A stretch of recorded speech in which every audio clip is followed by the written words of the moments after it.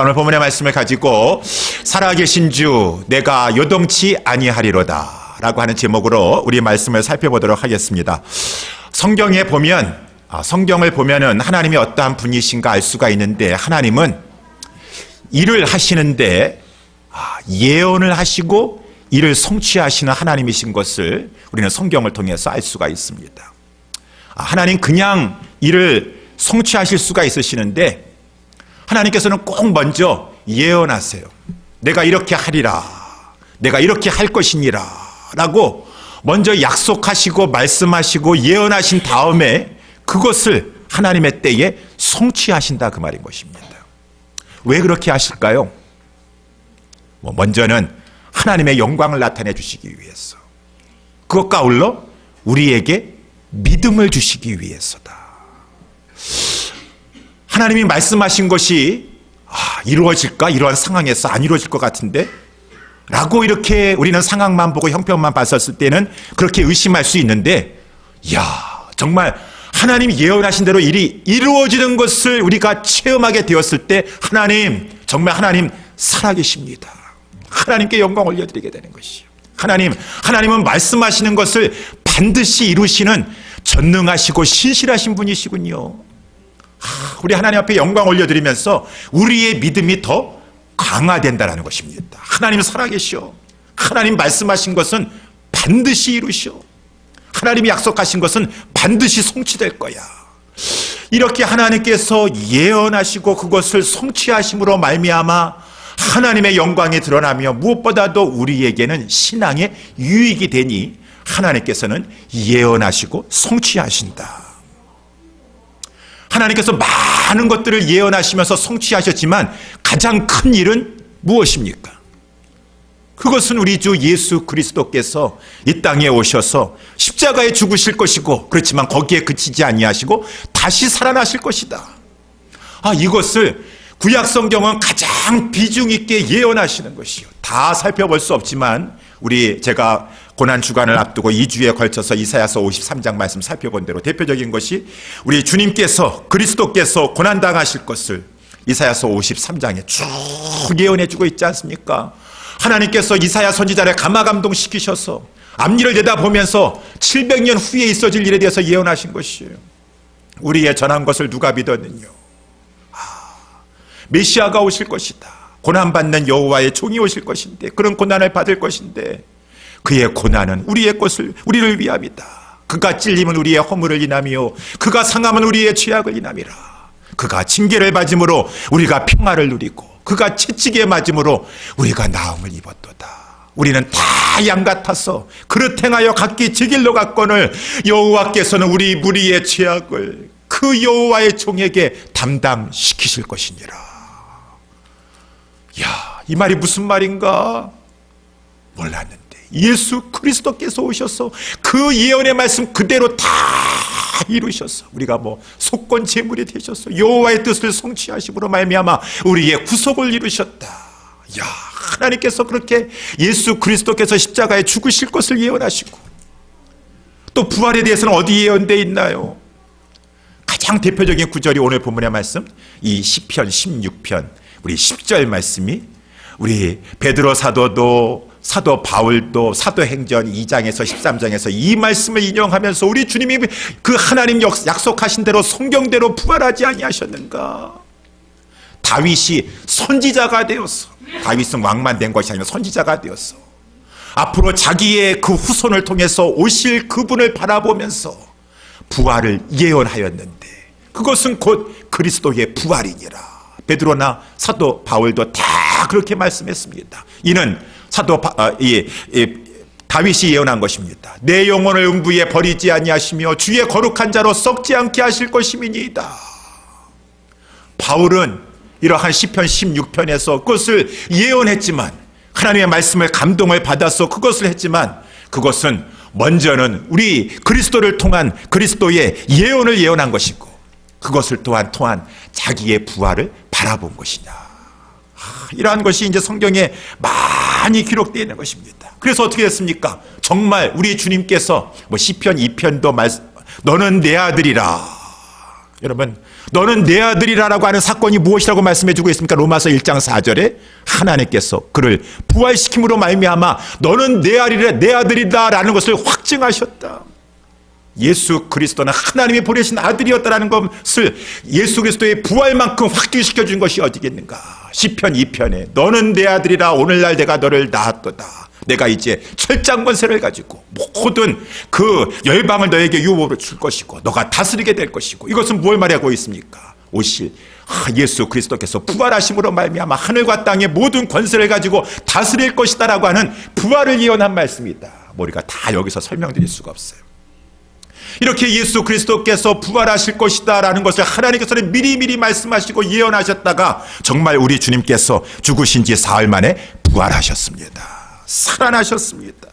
우리 하나님께서 예수 그리스도를 부활시키셨어요. 지극히 낮아지셨습니다. 죽기까지 복종하셨는데 하나님은 그를 살리시는데 지극히 높여주셔서 그에게 이름을 주셨으니 무슨 이름을 주셨습니까? 주라는 이름을 주셨다. 예수는 주, 예수는 주. 우리 빌립보서 2장에서 말씀해주고 있잖아요. 만유의 주이십니다. 모든 하늘과 땅의 모든 권세를 다 예수 그리스도께 주셨고 모든 입으로 다 그를 주라 시인하게 하시고 모든 무릎으로 다 그 앞에 꿇게 하나님께서 하셨다. 우리 예수 그리스도께서 부활하셨습니다. 살아나셨습니다. 그래서 이제 만유의 주가 되어 주셨습니다. 그래서 이제 우리는 이 믿음을 가지고 구약 성경을 통해서 확신되었으니 주님께서 하나님께서 약속하신 대로 다 이루어졌으니 우리가 얼마나 확실하게 믿습니까? 우리 하나님께서 구약 성경에 예언하신 대로 다 성취된 것입니다. 우연한 것이 아닙니다. 필연적으로 하나님께서 하신 일인 것입니다 라고 하는 것 가운데 이제는 우리는 예수 그리스도께서 부활하셔서 살아나셔서 나를 위해서 십자가에 죽기까지 그 사랑해 주신 그 주님께서 만유의 주가 되어 주십니다. 나의 주가 되어 주십니다 라고 하는 그 믿음 가지고 이 세상에 살아간다라고 하는 것입니다. 그러면은 이러한 주님이 살아나셨습니다. 주님이 모든 것을 다스리십니다라고 하는 것을 믿고 살아가는 성도들은 이 세상에서 어떻게 살아가는가? 오늘 본문에 나와 있는 것처럼 요동치기 하는 세상 속에서도 요동치지 아니하며 믿음으로 승리하며 살아간다라고 하는 것입니다. 그래서 오늘 본문의 말씀을 가지고 저는 살아계신 주 내가 요동치 아니하리로다. 다윗도 이 말씀을 오늘 시편에서 고백했어요. 시편 8편 말씀을 보게 되면은 그 당시에는 이제 이 시편 8편에서는 여호와를 우리 상대로 하여서 다윗이 이렇게 고백하고 있지 않습니까? 내가 여호와를 항상 내 앞에 모시며 그가 내 우편에 계심으로 내가 요동치 아니하리로다. 이렇게 말씀해주고 있는데 이것을 오늘날 우리에게 신약의 은혜의 시대를 살고 있는 성도들에게 있어서는 내가 살아계신 우리 주님을 내 안에 모시고 살고 있으며 우리 예수님은 인성으로는 지금 하나님 보좌 우편에 계시지만 그의 신성으로 성령으로 믿는 성도들의 그 몸 안에 심령 안에 자정하시사 우리와 동행하시면서 우리를 인도하시면서 우리의 길을 하나님께서 주관하고 계시다라고 하는 것입니다. 살아계신 주께서 항상 내 안에 계시며 그가 내 안에 계심으로 내가 요동치 아니하리로다. 시편 우리 16편의 8편의 말씀을 가지고 우리가 이렇게 적용할 수 있을 것입니다. 그래서 오늘 본문의 말씀을 가지고 살아계신 주 내가 요동치 아니하리로다 라고 하는 제목으로 하나님의 말씀을 살펴보기를 원합니다. 첫 번째, 여러분 성도가 이 세상에서 요동치 아니하고 살아간다라고 하는 그 모습은 어떠한 모습일까요? 세상의 유혹 가운데서도 흔들리지 아니하고 주님 앞에 순종하며 살아간다. 주님을 의지하며 살아간다 라고 하는 것입니다. 오늘 본문의 말씀을 제가 3절부터 먼저 이렇게 보게 되면은 하나님의 영감을 받은 다윗은 이렇게 고백하고 있습니다. 땅에 있는 성도는 존귀한 자니 나의 모든 즐거움이 저희에게 있도다. 땅에는 성도들이 있어요. 성도들이 얼마나 존귀한 자들입니까? 하나님이 자기 피값으로 사신 자들이라고 했습니다. 그들이 가난하고 배운 것이 부족하고 그렇게 건강하지 못하고 병약하고 그럴지 모르지만 하나님 눈에는 땅에 있는 성도만큼 존귀한 자들이 없는 것이. 하나님의 영감을 받은 다윗은 땅에 있는 성도들이 얼마나 존귀한 자들인가.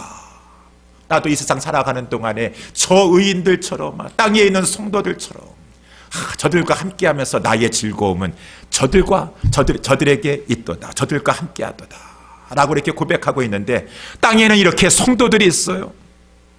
근데 땅에는 성도들만 있는 것이 아니라 불신자들도 있겠죠. 그렇지만 안타까운 것은 땅에는 성도라고 하는 이름은 가지고 있지만 성도가 진짜 성도가 아니겠죠. 하나님만을 섬기는 자가 아닌 세상도 같이 섬기는 혼합주의자들도 있다라고 하는 것입니다. 그것이 오늘 본문의 말씀 4절인 것이에요. 다른 신에게 예물을 드리는 자는, 여기 다른 신에게 예물을 드리는 자는 우상을 섬기는 그러한 자들을, 이렇게 타 종교를 믿는 그러한 자들만을 말하는 것이 아니라 이스라엘 공동체 안에 들어와 있는데, 유대인이라고 하는데 구약 시대에 보니까 여호와 하나님 섬긴다고 하면서도 넙숙가가지고 우상에게도 절하기를 좋아합니다. 여호와 하나님을 섬긴다고 하면서도 항상 중간에서 머뭇머뭇거리면서 여호와를 섬기는 것인지 바알을 섬기는 것인지 엘리야의 눈에 봤었을 때는, 여러분 왜 이렇게 중간에서 왔다리 갔다리 하고 계세요? 마음을 정하세요. 여호와가 진짜 참 하나님이시면 여호와만을 섬길 것이고, 여호와 하나님을 섬긴다고 하면서도 풍요를 가져다주는 바알에게 가서 절하려고 하고, 바알에게 가서 뭔가 좀 빌려고 하고, 그것 다 하나님 앞에서의 다른 신에게 예물을 드리는 그러한 죄인 것입니다. 하나님의 백성이라고 하면서도 하나님만을 섬기려고 하지 못해요. 왜? 저도 직장 생활을 해봤는데 차라리 교회 안 다니고 예수님 모르는 사람 같았으면 말도 안 하겠어요. 조병래 씨 대학교 졸업해가지고 지금 이제 직장 생활 처음 하는데 아직 세상을 몰라서 그래. 신앙생활은 교회 가서만 하는 것이야. 교회 가가지고 열심히 봉사해 주일날. 세상에 나와서는 세상의 원리를 따라야 돼. 여기서 하나님 생각하고 성경 말씀대로 하면은 세상에서 성공 못해, 출세 못해. 이런 말을 누가 할까요? 믿음 없으신 그냥 지금 예수 믿고 처음 교회 나오시는 분들이 하는 것이 아니라 무슨 큰 대형교회 장로님이시래. 거기에 무슨 중직자시래요. 근데 이런 말들을 저를 인간적으로 아낀다고 하는 마음을 가지고, 조병래 씨 직장 생활이 그렇게 만만한 게 아니야. 세상에서는 그렇게 생활하면은 망해, 출세 못해, 성공 못해. 정말 성공하고 싶어? 그러면은 여기서 너무 티내지 말고 세상의 원리대로 따라서 해야 돼. 그러니까 혼합주의적인 생활을 한다. 교회 나가서는 중직자니까 또 이렇게 믿는 성도답게 그렇게 생활하고, 세상에 나아가서는 세상의 원리대로 세상을 섬기는 혼합주의자, 여호와 바알 신앙, 그러한 것을 가지는 것이죠. 이러한 자들은 하나님만으로 만족할 수가 없습니다. 다른 신, 세상 사람들이 추구하는 그 성공을 가져다 준다라고 하는 그 어떤 신이라고 한다 그러면은 자기의 모든 것을 바치려고 하는 그런 마음을 가지고 있어. 왜? 성공하고 싶으니까. 자기의 욕망을 가지고 있으니까. 우상은 자기 사랑의 투영이라고 하지 않습니까? 다 우상에 가서 절하고 바치고 하는 것은 뭐예요? 나 잘되기 위해서, 나 성공하고, 나 건강하고, 나 평안하기 위하여서. 그래서 오늘 본문의 4절 말씀해 보니까 피의 전제까지 그냥 막 드리는 것이에요. 하나님은 피채 먹지 말라 그랬습니다. 피는 생명이 있다고 했습니다.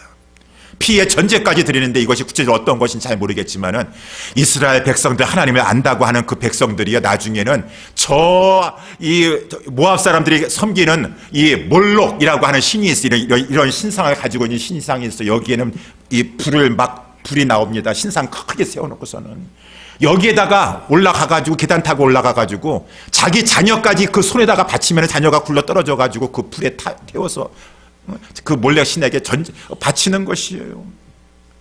우리 가정이 성공해야 된다. 우리 가정이 안전해야 된다. 너가 희생을 해야 되지 않겠니? 아들 갖다 바칩니다. 내가 성공해 출세해야 되기 때문에, 성공하기 때문에 우리 자녀 희생하면서까지 내 성공 쟁취해야 되겠고, 이 사람들이 다른 신에게, 만몬 신에게 이렇게 바치는 것인데, 다윗은 그거의 결말을 알았어요. 세상 사람들이 다 그렇게 살고 있고 믿는 사람이라 할지라도 막 그렇게 살아가고 있는 것을 봤었을 때는 유혹이 되는 것이요. 이거는 나는 그냥 하나님 섬긴다고 하면서 하나님 앞에 경건하게 살고 주님 앞에 시간을 드리고 물질을 드리고 이러다가는 정말 나는 세상에서 출세하지 못하고 왕따 당하거나 낙오자가 되는 것이 아닌가. 그것이 유혹이 되는 것이요. 너무 내가 신앙생활 하는 것이 아닌가. 아니에요, 여러분. 그래서 우리 하나님께서 신약성경에 사도 바울을 통해서 디모데에게도 말씀해 주고 있지 않습니까? 많은 사람들이 부하려고, 그것을 성공하려고, 출세하려고 그것을 추구하다가 보니까 잘 되는 것 같지만, 특별히 하나님을 믿는다고 하는 자가 하나님에 대한 신앙까지 저버리면서 부를 추구했었을 때 결말이 안 좋다라고 하는 것입니다. 그래서 우리 디모데전서 6장 9절 10절에도 하나님께서 바울을 통해서 디모데야 자세히 보라, 그 말인 것입니다. 부하려 하는 자들은 시험과 올무와 여러 가지 어리석고 해로운 정욕에 떨어지나니 곧 사람으로 침륜과 멸망에 빠지게 하는 것이라. 돈을 사랑함이 일만하게 뿌리가 되나니 이것을 사모하는 자들이 미혹을 받아 믿음에서 떠나 많은 근심으로 자기를 찔르는 인생을 살고 있도다. 그 욕망, 나는 안 그럴 것 같은데요. 나는 돈 추구하고 성공 추구해가지고 부자 되면은 우리 가족 식구들하고 행복하게 살고 있을 것 같은데 나 할 줄 알았지만 이상하게 그 재산 때문에 자녀들끼리 싸우고, 이상하게 그 내가 나의 젊음을 다 바쳐서 추구했던 그것 때문에 그것이 진정한 행복을 주는 것이 아니라, 만족을 주는 것이 아니라 우리 가정의 불행의 씨앗이 되고, 다윗은 그러한 것 가운데 모든 것을 다 분별력 있게 바라볼 수 있었어요. 다른 신에게 지금 예물 드린다라고 피해 전제 드린다고 하는데 저것에 결국은 진정한 하나님 안에서 축복이 아니라 괴로움이 더할 것이라. 나는 저에 드리는 피해 전제에 드리지도 아니할 것이니라. 내 입술로 그 이름도 부르지 아니하리로다. 입술로 부르짖는 것조차도 나는 오염될까 봐 두려운 것이죠. 내가 여기에 지금 독을 묻히고서는 음식을 먹다가 여기에 뭐 묻혔으니까 상관없지 않겠느냐. 내 입술에 독 묻어 있다가 언제 그것이 빨려 들어가서 나에게 독으로 작용할지 모르는 것이. 이 다윗은 오늘 보면 시편을 통하여서 세상의 유혹이 나를 유혹할 때 그러한 것에 나는 방임하지 않겠습니다. 하나님 1절 말씀해 보니까 저는 하나님께 피하겠습니다. 하나님을 의지하겠습니다. 하나님 저를 보호하여 주시옵소서. 여러분, 세상의 인간적인 그러한 것들이 제약된 것들이 우리를 유혹할 때마다 하나님 저는 주님께 피하겠습니다 라고 하면서 하나님을 의지하시는 저와 여러분 되시기를 주님의 이름으로 축원합니다. 하나님이 그때 보호해 주시는 것이 진정으로 하나님의 방패가 되어 주셔야 돼요. 하나님이 책임져 주셔야 돼요. 다윗은 그렇기 때문에 세상의 유혹 가운데 요동치지 않았습니다. 자꾸 옆에 있는 사람들이 말로 하든 그들의 삶의 모습을 가지고 유혹을 하든지 간에, 너도 저렇게 남들은 저렇게까지 하는, 너는 저렇게 하다가는, 너는 예수님만 믿고서는 뭐 하나님 섬긴다라고 하다가는 너 뒤처진다, 낙오자 된다, 너 실패자 된다 라고 하는 것이 자꾸 보여질 때마다, 세상의 그 치열한 생존 경쟁 세계까지 할 때마다 내가 잘못하고 있는 것이 아니겠는가. 그럴 때마다 마음에 결심하는 것이, 아닙니다 하나님, 저는 세상의 유혹이 몰려온다, 덮쳐온다 할지라도 나는 하나님께 피하겠습니다. 하나님 앞에 예배하겠습니다. 하나님 경배하겠습니다. 하나님 나를 보호하여 주시옵소서. 2절 말씀에도 보니까 내가 여호와께 아뢰되 주는 나의 주시오니 주밖에는 나의 진정한 복이 없다 하였나이다. 여러분 믿으십니까? 하나님 제쳐놓고 다른 방법을 가지고 복 받으려고 하지 마세요. 진정한 복은 하나님이 주신다고 하나님 말씀하시지 않으셨어요.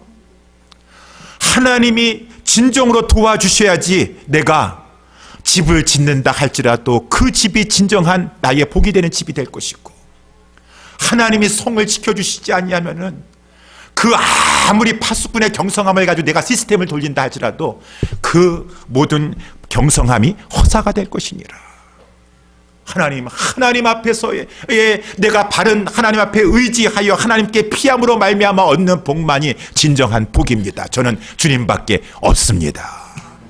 이것이 이제 우리 성도들의 유혹을 물리치는, 요동치지 아니하는 그러한 이 믿음의 자세가 된다라고 하는 것입니다. 사랑하는 성도라면 단호하셔야 되는 것입니다. 그래서 우리 성경에도 보게 되면 얼마나 이 다니엘, 이 바벨론 도회까지, 다니엘 세 친구들이 사드락과 메삭과 아벳느고가 그 바벨론 도회 가서 얼마나 성공하고 싶었겠습니까? 다 박사들이에요. 다 포닥하고 있는 박사들입니다. 유대인들 똑똑한 사람들만 다 모아놓고 바벨론 도에서도 천문학, 수사학 같은 거 해가지고 똑똑한 사람들만 다 모아놓고 느부갓네살 왕 앞에 인정받는 그 사람들은 높은 자리에까지 올라가게 되는 것이에요. 다니엘의 세 친구들은 그 가운데서도 하나님께 피하였지 사람에게 피하여 하나님 기뻐하시지 않는 방법 취하여서 내가 한번 바벨론 통해서 세계 최강의 나라에서 한번 높은 자리에 올라가 버리라. 그렇게 하지 아니하였어요. 얼마나 단호했습니까? 한 번은 금신상을 세워놓고서는 느부갓네살에 직접 와가지고 막 마지막 순간까지 유혹했습니다.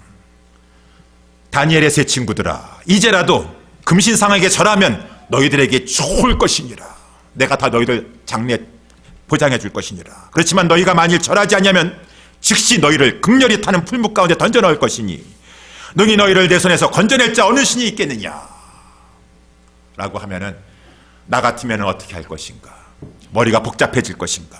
사드락과 메삭과 아벤느고는 일고의 거기에 대해서 흔들림이 없었어요.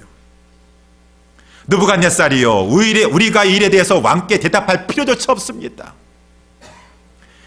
만일 그럴 것이면, 만일 저희들을 불 속에 집어넣을 것이면 우리가 섬기는 우리 하나님이 우리를 극렬히 타는 풀물 가운데서 능히 건져내실 것입니다. 하나님은 전능하신 엘샤다이의 하나님이십니다. 왕의 손에서도 건져내실 것입니다. 단호합니다. 확신이 있습니다. 하나님께서 뜻이 있어서 그렇게 아니하신다 할지라도 우리는 왕의 신들을 섬기지도 아니할 것이니 왕의 세우신 금신상에 절하지도 아니할 줄 아옵소서. 여러분, 그랬는데 어떻게 됐을까요? 하나님께서 그 풀물불에 들어가는 위험과 여러 가지 고통의 순간이 있을지 모르겠지만 마침내 사드락과 메삭과 아벤느고를 바벨론 도에서 하나님의 손으로 돕혀줬다는 것입니다. 믿음의 눈을 가지고 멀리 바라보세요. 단시간적으로 내 앞에 있는 것을 가지고 세상적인 방법으로 하나님의 기뻐하시지 않는데도 불구하고 덥석 잡고 덥석 물어서 내가 한번 높아져 버리라. 우리를 높기도 하시고 낮기도 하시고 살리기도 하시고 죽이기도 하실 수 있는 분은 전능하신 만유의 주관자가 되신 하나님이신 줄 믿으시기 바랍니다. 이 사실을 알고 세상에 유혹이 온다 할지라도 그 유혹 가운데 흔들리지 않냐고, 하나님, 저는 그런 세상의 유혹에는 단호하게 거부할 것이고 하나님께 피하겠습니다. 하나님의 명령에만 순종하겠습니다라고 하면은 하나님이 그 사람의 길을 인도하여 주시고 지도하여 주셔서, 잠언서 1장에 3장 우리 보게 되면은 내 마음으로 나의 명령을 지키라. 너는 마음을 다하여 여호와를 의뢰하고 내 명철을 의지하지 말라. 너는 범사에 하나님 앞에 인정하는 자세를 취하고 결단하고 그렇게 행하라. 그리하면 그가 하나님이 내 길을 지도하시리라. 두 번째, 살아계신 주 앞에서 요동하지 아니하는 것이 어떠한 것이 있는가?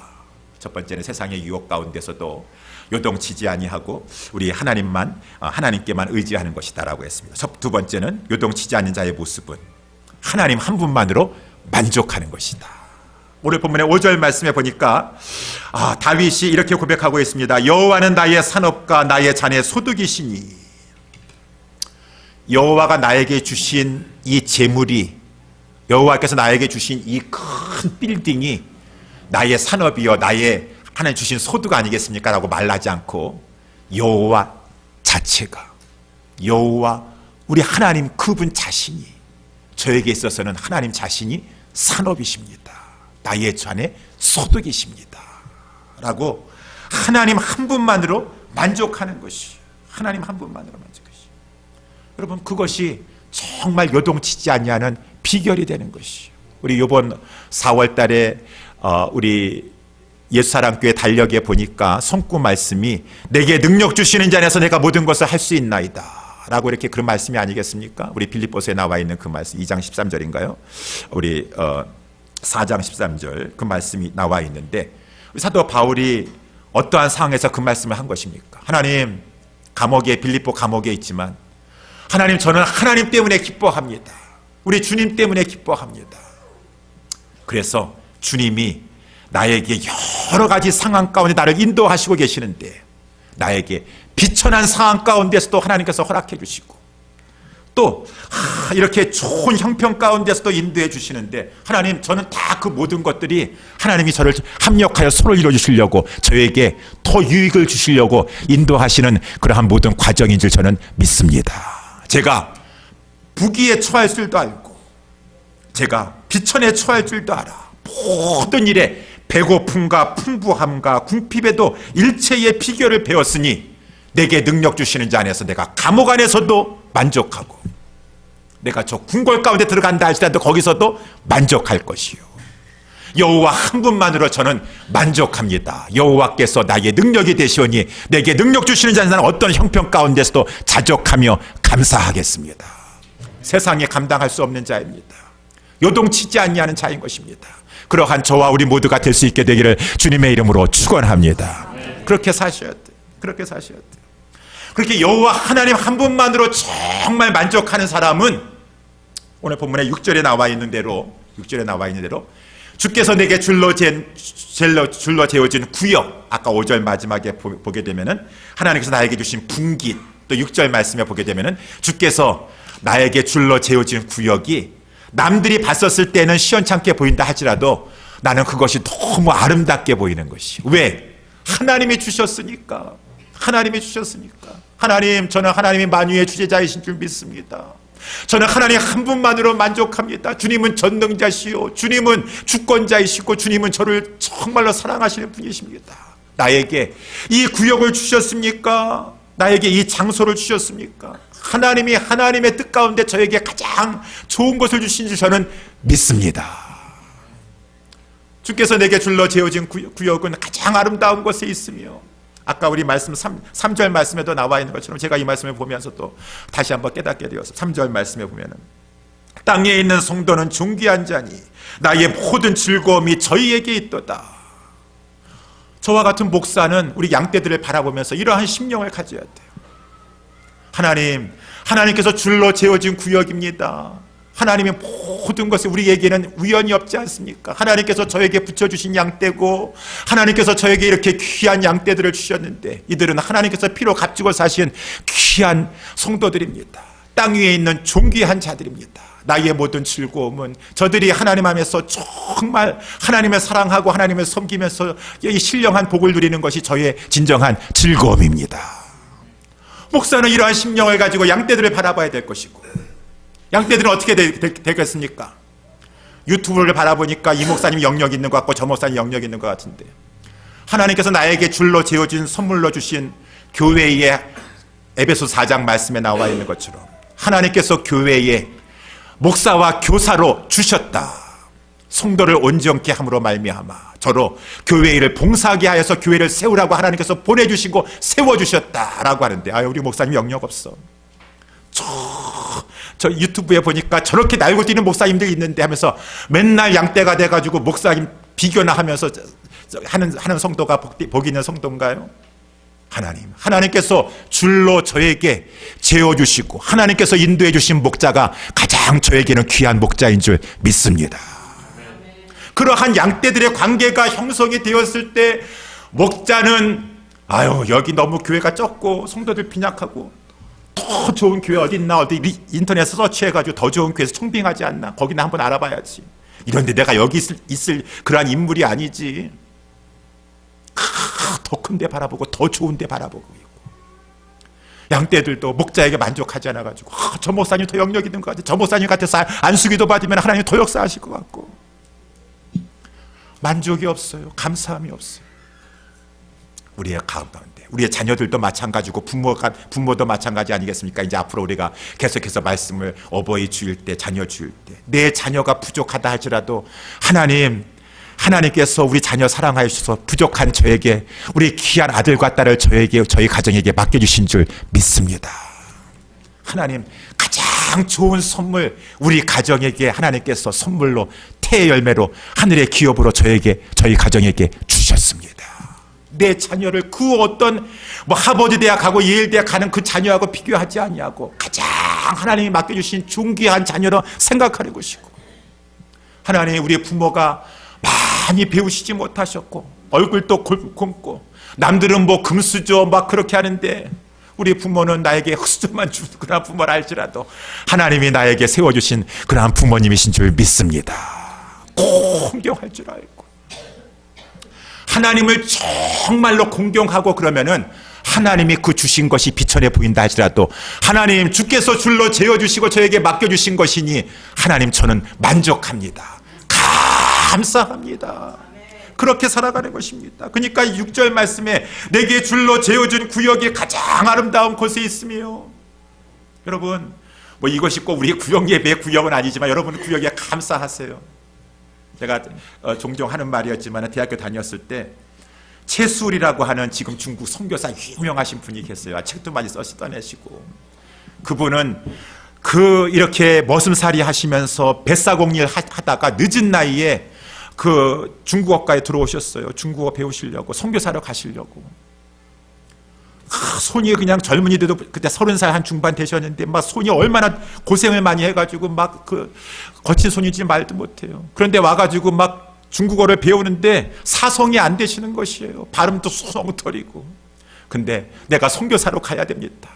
막 그러면서 기도하면서 열심히 공부했는데, 그분이 이제 제가 이제 이렇게 군대 제대하고서는 조기 선교에 들어왔는데 셀그룹 리더 구역장이 되신 거예요. 우리 젊은이들이 다 그 구역장 밑에 가기 싫어했습니다. 아유 재미없고 나이 많고 저분은 촌스럽고 깨재재하고. 그래가지고 어떻게 하다 보니까 제가 그 구역에 들어가는데 저희 구역 식구들은 다 여러 가지 변명되고서 저는 이 구역이 싫습니다. 다른 데로 다 가버렸어요. 저하고 그분 두 분만 남았어요. 두 분만 남았는데 그 빈 강의실에서 단둘이 모여가지고 구역 셀그룹 모임을 할 때 하나님께서 큰 은혜 주셨습니다. 그 우리 최수울 형이라고 하는 그분이 비록 이렇게 말씀도 어느라고 고생을 많이 하시고 촌스러운데 누가 있고 하는지 모르겠는데 마지막에 기도할 때 얼마나 그 하나님께서 은혜를 많이 베풀어 주신지 모르겠어요. 근데 하나님 놀랐습니다. 그분이 자기의 간증을 그 기독교 방송에게 나아가서 졸업할 때 방송하게 되었는데, 그러는 것 가운데 하나님께서 많은 후원자를 주셔가지고 그 당시에 막 홍콩의 신학교에 유학을 가가지고 큰 선교사가 되었고, 그분은 또 그냥 어떻게 하나님께서 축복해 주셔가지고 그렇게 촌스럽고 깨재재 하신 분에게 이화여자대학교 약대를 나온 그 자매가 사랑에 빠지게 하셔가지고, 하나님이 하시는 것이 참 놀라운 것이에요. 하나님은, 제가 이거 말씀드린 것은 정말 우리 구역에 우리 셀그룹 모임에 나는 여기 있기 싫은데 부족하다 할지라도 하나님께서 나에게 줄로 재어주셔서 배정시켜 주셨습니다. 내 마음대로 하는 것이 아니라 감사한 마음으로 하니까 하나님께서 기뻐하셔서 시간마다 은혜 베풀어 주시더라고요.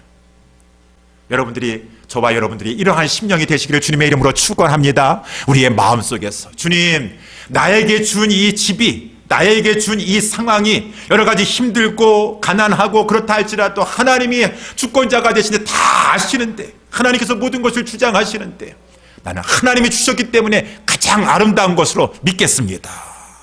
감사하시고 만족하시면은 감사하는 영혼에게 하나님께서 나중에 더 귀한 것으로 갚아주시는 줄 믿으시기 바랍니다. 감사하셔야 돼요. 마지막으로 세 번째, 이 다윗은 오늘 본문의 말씀에 보니까 하나님 앞에 흔들리지 아니하였다고 말입니다. 하나님 앞에 내가 요동치지 아니하리라. 어떻게 하면 우리가 흔들리지 않을 수가 있겠습니까? 보니까 다윗은 아까 초대에 말씀한 것처럼 이 부활을 바라봤다는 것이에요. 부활을 바라봤다. 우리 특별히 말씀해 보니까 이 8절 말씀, 내가 여호와를 항상 내 앞에 모시며 그가 내 우편에 계심으로 내가 요동치 아니하리로다. 이러므로 내 마음이 기쁘고 내 영광도 즐거워하며 내 육체도 안전에 거하리니 이는 내 영혼을 음부에 버리지 아니하시며 주의 거룩한 자로 썩지 않게 하실 것입니다. 다윗은 아까 말씀드린 대로 예수 그리스도 오실 메시아의 부활을 바라본 거예요. 자기의 후손을 통하여 오실 왕이 있다 그랬습니다. 그의 위는 견고하여서 영원토록 될 것이라고 사무엘하 7장에 이 다윗 언약에서 말씀하셨습니다. 약속하셨습니다. 그는 죽게 될 것이지만 죽지 아니하고 살아날 것이다 라고 하는 것을 영감을 받아서 이 10절 말씀에 예언하게 된 것이요.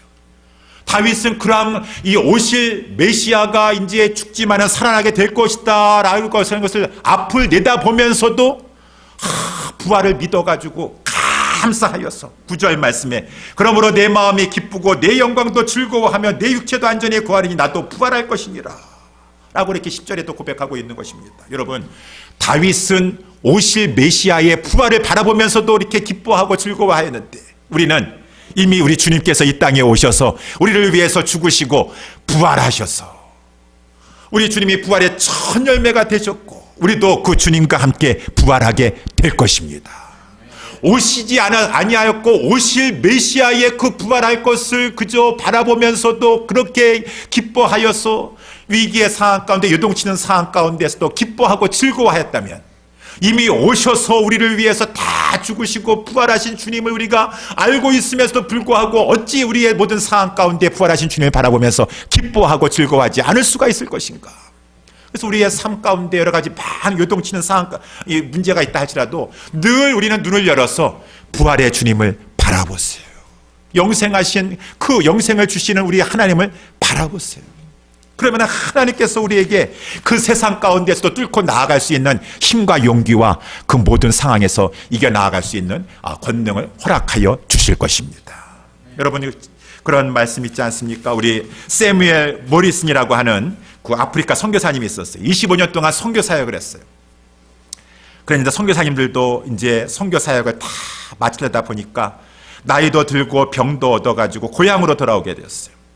귀국길에서 남아프리카 공화국에서 이렇게 부에노스아이레스 남아프리카 공화국에서 이제 배를 타고서는 이렇게 이제 이 미국으로 돌아오는 길이었었는데 마침 그 자기가 탄 배에 그 당시에 루스벨트 대통령도 같이 이 배를 탄 거예요. 루스벨트 대통령은 이 3주간의 아프리카에서의 이 휴가를 마치고 이제 귀국하는 길이었습니다. 같이 배를 타고서는 뉴욕 항구에 내리게 되었는데 그 항구에서 우리 대통령이 그냥 이렇게 뉴욕항에 내린다고 하니까 많은 정부의 강요들과 많은 사람들이 와가지고 에드벌룬과 플랜카드를 써놓고서는 막 군악대가 나와서 막 우리 그 귀국하는 휴가 갔다가 오는 루즈벨트 대통령을 막 환영한 것이요. 웰컴 홈, 웰컴 홈 하면서 군악대가 막 그냥 빵빠레를 울리면서 막 축하했습니다. 그런데 막상 선교사님은 25년 동안 그렇게 수고하고 내리는데 아무도 선교사님을 맞아주는 사람이 없어요. 그를 주목하고 환영하는 사람이 없습니다. 선교사님과 선교사님 부부가 마음이 무거웠습니다. 그래서 우리 밤에 이 모텔에 가가지고 하룻밤을 지내면서 하나님 앞에 불평하면서 기도했대요. 하나님, 저는 25년 동안 이렇게 주를 위해서 희생하고 헌신하고 돌아온 사람입니다. 근데 단 3주간도 사냥을 즐기면서 휴가 보내면서 온 사람은 그렇게 많은 사람들이 환영해 주는데 25년 동안 주를 위해서 고생하고 돌아왔는데 하나님 아무도 알아주지 않습니다. 대접해 주는 사람 없습니다. 라고 했었을 때 그 밤에 우리 하나님께서 음성으로 말씀해 주셨대요. 오늘 본문에도 7절에 보니까 나를 훈계하신 여호와를 송축할지어다. 밤마다 내 심장이 나를 교훈하도다. 여러분, 밤에 무엇 하세요? 밤에는 세상 사람들이 죄 짓는 시간입니다. 밤에 음란한 것 보고 밤에 게임 같은 거 하면서 죄 짓는 시간입니다. 성도들은 밤에 하나님과 더 교제하는 시간입니다.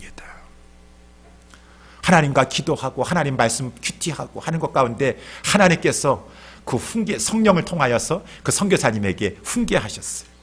그렇게 해서 하신 말씀, 유명하신 말씀, 그 선교사님이 간증하지 않으셨습니까? 얘야, 너는 왜 이 세상만 바라보냐? My son, 루스벨트는 3주간의 휴가를 마치고 고국으로 돌아오니까 웰컴 홈, 웰컴 홈 했느냐? My son, you are not home yet. 너 아직 내 집에 돌아오지 아니하였다. 너는 세상에 살면서 나를 위해서 수고하고 희생하고 헌신하고 해서 남들은 알아주지 않는다 할지라도 너가 이 하늘나라에 오게 될 그날에는 천군 천사의 군악대가 너를 환영하게 될 것이고 내가 나아가서 너를 맞아주리라. 너를 안아주리라. 웰컴 홈, 웰컴 홈. 그때가 너에게 예비되어 있느니라. 여러분, 이 세상이 전부가 아니에요. 이 세상이 전부. 성도는 이 요동치는 세상 가운데서도 멀리 늘어서 장차 나타날 영광을 바라보면서 현재의 그 죄악 많은 세상 가운데서도 물들리지 아니하고 죄악을 이기면서 거룩한 삶을 살고 그 모든 고난 가운데서도 일어나서 우리 주님을 바라보면서 달려나아가는 것이 성도의 삶이라고 하는 것입니다. 스펄전 목사님은 이렇게 이 말씀을 하셨더라고요. 여러분, 우리는 죽으면은 어떻게 됩니까? 죽으면 우리 영혼은 즉시 오늘 내가 나와 함께 낙원에 있으리라. 주님 품에 갑니다. 영혼은 즉시 주님 품에 가요. 우리의 육은 흑이니 흙으로 들어갈 것이요. 그렇지만 마침내 우리 주님 재림하시는 날 우리 믿는 성도들은 다 영광 가운데 생명의 부활을 얻게 되었어. 우리 주님, 우리의 영과 우리의 이 부활체가 하나가 되어서 하나님 앞에 나아가서 영생을 누리게 될 것입니다. 여러분, 근데 우리 스펄전 목사님이 쓴 이 글에 이런 내용이 있어요. 이제 우리 주님이 재림하실 때에 우리의 이 영이 먼저 하늘에 가 있습니다. 주님 품에 있습니다. 우리 예수님의 누가복음 말씀에 보면 아브라함 품에 있는 것과 같습니다. 그러다가 이제 나중에 우리가 부활해가지고 이제 육신도 살아나가지고 우리의 영과 육이 이제 하나가 되어서 주님의 영광에 들어가게 될 것이에요. 그때 우리 스펄전 목사님이 하신 표현은 이렇게 되어 있습니다. 그때 아브라함 품에 지내던 복된 영혼은 영원하고 고통이 없으며 온전하고 영광스러운 몸을 받을 것이다. 이런 영광스러운 몸과 영혼이 만나면 이 얼마나 복된 일인가. 영혼은 사랑하는 육체를 보고 이렇게 말할 것이다. 우리 영이 이 몸뚱아리 지금 우리 살아있을 동안에는 영과 우리 몸이 지금 하나가 돼 있어요. 우리 영과 몸이 하나가 되어서 움직이고 있습니다. 그래서 죽으면은 몸은 이곳에 있고 사라져버릴 것이지만은 저 영혼이 이제 천국에 있다가 이제 다시 우리가 부활해서 몸도 살아나가지고 다시 이제 하나가 될 것입니다. 그때 영이 우리 육을 향해서 이렇게 말할 것이다. 영광스러운 몸을 입은 너는 복되도다. 그렇지요. 이제 살아나는 몸은 영광스러운 몸이에요. 너희의 죽을 몸을 의의 병기로 하나님께 드린 너는 복되도다. 기뻐하라. 이제 수고와 슬픔의 시간이 지나고 안식과 영광의 시간이 돌아왔도다. 너는 흙 속에 묻혔더니 결국 영광스러운 몸으로 일어났도다. 약한 것을 뿌려 강한 것을 거두고 육신의 몸을 심어 영적인 몸으로 일어났구나. 썩을 것을 심어 썩지 않을 것으로 일어났구나. 내 사랑하는 동역자요. 그렇지만 우리 영과 육이 지금 우리가 같이 동역하고 있어요. 한 몸이 되었어. 우리는 하나님의 집에서 함께 걸었었지. 내가 마음으로 기도하면 너는 육인지라 내 마음을 표현하여 무릎을 꿇고 손을 하늘로 향했었지. 우리는 주의 일을 동행하는 동역자였었지. 우리는 함께 고난을 당했었지. 이제는 함께 주 앞에서 만물을 다스릴 것이니라. 자, 이제 들어가 우리와 함께 주님의 기쁨에 참여하자. 그곳에 가 그의 우편에 영원토록 기쁨을 누리자. 우리의 영이 우리의 부활한 육을 보면서 그렇게 말할 때가 있다라고 하는 것입니다. 오늘 보면 마지막에 11절에 보니까 그 내용 아니겠습니까? 우리도 다 부활하신 주님과 함께 부활할 그때가 있었어. 주님 앞에 이제 부활체를 덧입고 우리의 영을 이제 가지고 주님 앞에 나아갈 때 주님의 길에는 생명이 있으니 영생이 있으니 주님께서 영생의 길로 우리에게 보이셔 주시는데 나주님 앞에는 이 세상의 그 어떤 기쁨과 비교할 수 없는 충만한 기쁨이 있고 주의 우편에는 영원한 즐거움이 있나니. 사랑하는 성도들이요, 힘들고 어려울 때마다 요동치게 하는 그 세상 가운데 여러분 괴로울 때마다 늘 부활하신 주님을 바라보고 이 말씀을 통하여서 향차 우리에게 나타날 그 영광을 바라보시면서 흔들리지 아니하고 영과 육이 같이 있었을 때, 연약한 육신 가지고 있었을 때 더 주님 앞에 견고히 서서 충성을 다하시는, 그러므로 말미암아 영원한 기쁨에 들어가시는 저와 여러분 다 되시기를 주님의 이름으로 축원합니다. 기도하겠습니다. 하나님